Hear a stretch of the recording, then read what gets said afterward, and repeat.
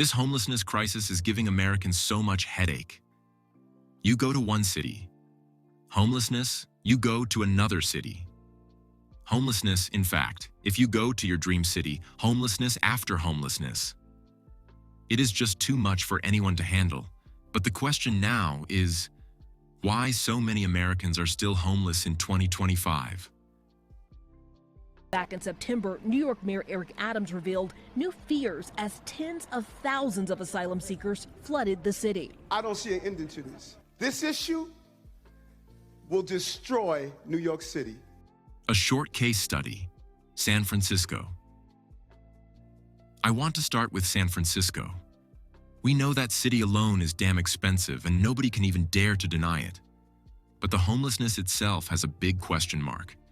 Despite allocating up to $846 million to combat the issue, the city was still able to aggressively see a 7% increase in homelessness. If I am lying, just sneak out from your house and visit that city for one day.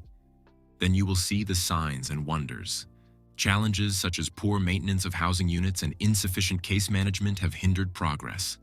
Let's not forget about innovative programs like intensive case management in specific neighborhoods, which for once showed promises. But the overall effectiveness is limited without consistent investment in permanent housing and tailored support services. But aside from that, that city has been expensive since the day I was born. The homelessness issues in this city has been ambiguous to solve, and I can tell you for a simple fact that it increased in 2024 and fingers crossed, it will most likely increase in 2025 too. Now let's go to the main factors of our homelessness problem that looks to never end in America. This is Mayor Daniel Lurie's latest effort to take on San Francisco's homelessness and drug use crisis. One piece of his plan is to consolidate many of the city's street outreach teams. Instead of having several departments operating their own teams with varying missions, the mayor wants the city to dispatch teams to specific neighborhoods, each offering an array of services. Economic factor.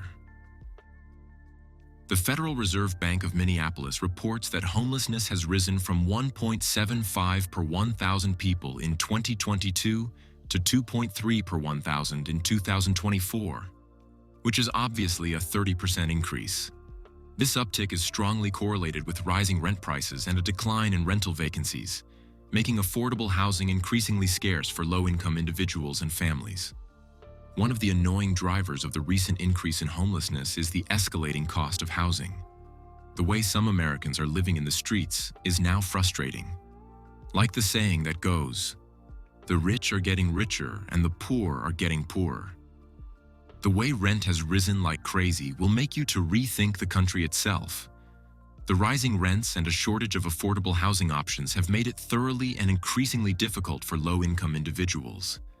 Even a friend of mine, which I know personally, is still living with his parents because there is no affordable apartment for him to rest his head. There have been a research that indicates a strong correlation between rising rent prices and increased homelessness, as many are unable to keep pace with the growing financial demands. Now let's just pinch the financial demands a little. The speed in which financial demands has been hitting my fellow Americans is alarming. These demands made me to temporarily leave America to stay in my motherland. The demand is unbearable, and even as Donald Trump is in power, I still feel worried because I'm beginning to think that the economy problem is beyond Trump mechanical skills. Anyway, let's continue. Inflation has further exacerbated this issue, affecting the cost of essential goods and services, including food and healthcare. While the Joe Biden administration achieved low unemployment rates and historic lows in poverty, many Americans continue to face financial uncertainties due to post-pandemic inflation, high rents, and elevated food prices. These economic pressures have strained household budgets, increasing the risk of homelessness, particularly among those living paycheck to paycheck. If you can't afford such expenses, most especially the housing issues, it is devastating because where do you think you can rest your head?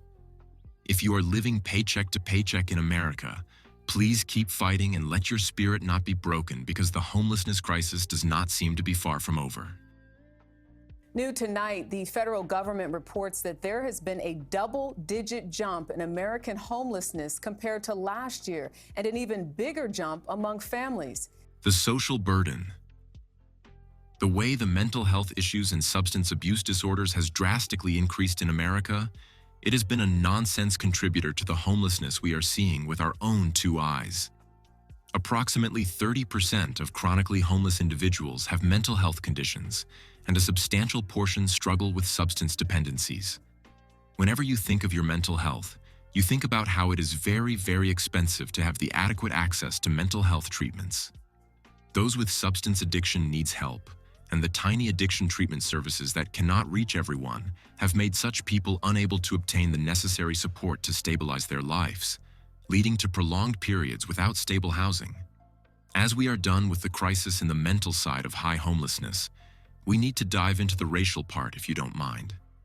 Data reveals that Black Americans are 3 times more likely to experience homelessness compared to their white counterparts. Native Hawaiians, Pacific Islanders, and Native Americans are also disproportionately affected. These disparities are rooted in systemic inequalities, including discrimination in housing and employment, which limit access to resources and opportunities for these communities. I, for once, have noticed that there are still some racial battles that needs to be fought and won, because they are some homeowners that select whom they want to select once they just look at you. It is annoying and frustrating because people still do that.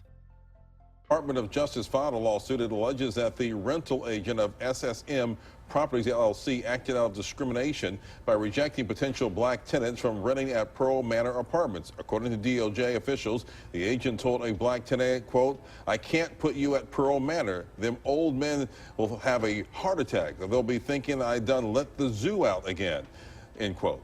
Political annoyance. The all-round policy decisions at both federal and state levels have significantly been a big contributor to our homelessness rates. The housing-first approach, which prioritizes providing permanent housing without prerequisites such as participation in treatment programs, has been widely adopted. However, people of this model suggest that while it addresses immediate housing needs, it may not effectively tackle underlying issues such as mental illness, addiction, and unemployment. Some argue that this approach is costly and does not reduce overall homelessness rates, as it fails to address the root causes that lead individuals to lose their housing. Immigration policies have also influenced homelessness statistics, particularly in sanctuary cities. For instance, New York City reported that asylum seekers accounted for almost 88% of the increase in sheltered homelessness.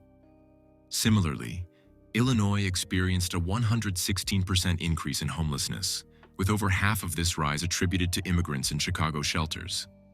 These trends highlight the challenges cities face in accommodating new arrivals, especially when resources are already stretched thin. I have to also say something on the immigration policies. When Biden sheltered many illegal immigrants in New York in particular, I was angry at him because the homelessness increased. As you walk through the street, you will see lots and lots of immigrants who didn't have where to stay, and once one of them started looking for a house, the so-called New York house owners saw it as an opportunity to increase rent. The immigrants and even few legal America citizens found it difficult to have a house that is in accordance to their budget. They saw the demand, and they increased their rent. For me, that was wickedness in the highest level. Now that Donald Trump has assured us that he will handle the illegal immigrant situation, I am happy, but it will be very difficult to tackle the homelessness that came with it.